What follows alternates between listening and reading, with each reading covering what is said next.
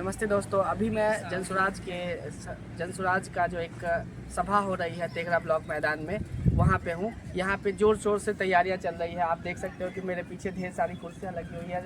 दोपहर 2 बजे आदरणीय प्रशांत किशोर जो जनसुराज के सूत्रधार हैं वो पहुँचने वाले हैं, यहाँ के लोगों को संबोधित करने वाले हैं। आइए जानते हैं जो यहाँ की व्यवस्था को अच्छे तरीके से करने की कोशिश कर रहे हैं, उन लोगों से पूछ के देखते हैं कि वो किस तरह की तैयारी यहाँ पे किए हैं। आपका क्या नाम हुआ? मेरा नाम राणा जी ऋषभ हुआ। मैं यहीं बेगूसराय का रहने वाला हूँ। किस तरह की तैयारी चल रही है अभी यहाँ पे? ये जनसुराज उद्घोष कार्यक्रम है जिसका बैनर आप पीछे देख रहे होंगे। श्रीमान प्रशांत किशोर जी जनसुराज के सूत्रधार हैं। आज यहाँ लगभग दोपहर 2 बजे आने वाले हैं। ये उसी उद्घोष कार्यक्रम की तैयारी है। प्रशांत किशोर जी ने पिछले 3 सालों में लगभग 2 साल लगातार बिहार में पैदल यात्रा की।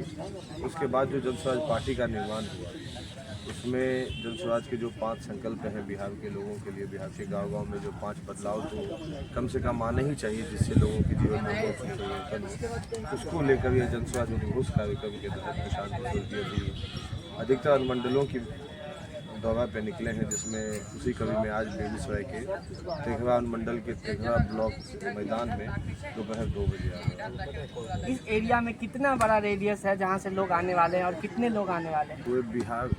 पूरे बेगूसराय के लोग आने वाले हैं, अलग अलग कोनों से लोग आने वाले हैं। यहाँ जो तेघरा के लोग हैं वो तो आएंगे ही आएंगे, वो तो यहाँ के मतलब आप समझे उन्हीं का कार्यक्रम है, वो होस्ट हैं यहाँ के। और पूरे बेगूसराय के अलग अलग कोने से लोग निकल के आ रहे हैं। अभी मुझे जो तस्वीरें आ रही है व्हाट्सएप पे, ये अलग अलग गांव से, यहाँ से दूर सामो अंतिम ब्लॉक है, सामो से लोग तैयार होकर निकलना चालू कर दिए। तो 2 बजे आपको ये विशाल जनसभा यहाँ दिखेगी, जहाँ आपने कितने यहाँ पे कुर्सियाँ लगवाई है, किस तरह का व्यवस्था किया है?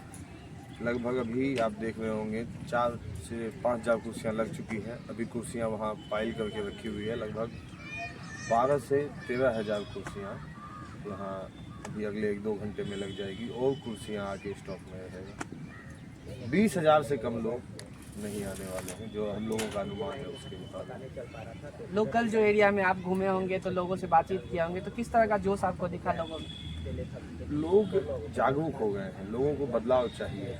मतलब आप बात करें 10 लोगों से, 10 लोगों से अगर आप बात करें तो लगभग 8 से 9 लोग तो आपको अवश्य कहते हैं कि भैया बिहार में बदलाव की आवश्यकता है।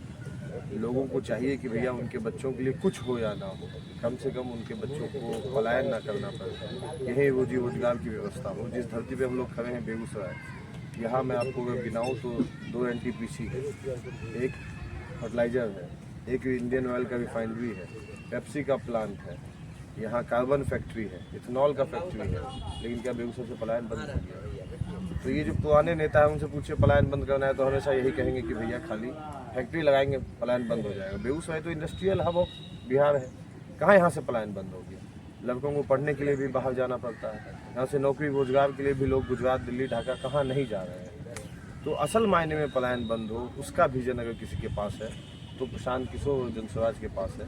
उसको लेकर ये लोगों के पास आए हैं, लोग ये इसको समझ रहे हैं। कल ही मैं आपको बताऊँ, यहाँ के एक बहुत माननीय व्यक्ति हैं जो जनसुराज से नहीं जुड़े हुए हैं, सामाजिक व्यक्ति हैं, जो समाज में अपना बहुत अच्छा छवि है उनका, उन्होंने जीवन में कुछ समाज के लिए काम किया है। वो मुझसे कह रहे थे कि ये प्रशांत किशोर के लिए आवश्यक नहीं है कि जनसुराज जीते, ये बिहार के लोगों के लिए आवश्यक है जनसुराज जीते। अगर बिहार को बदलना है तो ऐसे किसी पार्टी को जिसने कभी आपको ठगा नहीं। हम लोग दुकान जाते हैं खरीदने कपड़ा, 100 रुपया गमछी खरीदने जाइए, सूती करके पॉलिस्टर दे देते, कभी उस दुकानदार के पास दोबारा जाइएगा। लेकिन हम लोग उसी विधायक को, उसी सांसद को, उसी पार्टी को लगातार पिछले 20 साल से 40 साल से जिता रहे हैं। एक ही 2 पार्टियां हैं जो अलग पलट के सरकार बना रही है, इसीलिए बिहार का ये है।